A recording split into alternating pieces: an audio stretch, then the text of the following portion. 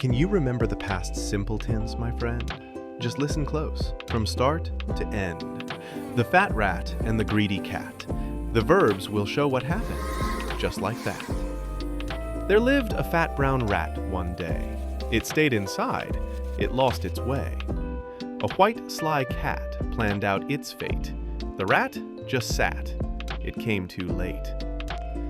The cat went close to catch its prey. The rat called friends without delay. They heard his cries and came to fight. They saved their friend with all their might.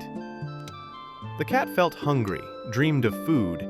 It touched its belly, that changed its mood. It saw the rats, all strong and fat. It planned to grab them, just like that. The rats ran forward, side by side. They bit the cat and hurt its pride. They scratched its face, pulled at its hair. They fought together, everywhere. The cat was hurt, it cried in pain. It tried to fight, but all in vain. The rats enjoyed their mighty run. They fled back home, their freedom won. They laughed aloud, their fear was gone. Their teamwork helped them carry on. The cat lay silent on the floor. It dreamed of rats, but hunted no more. This rhyme told us how the past tense played. It helped us learn in a fun, clear way.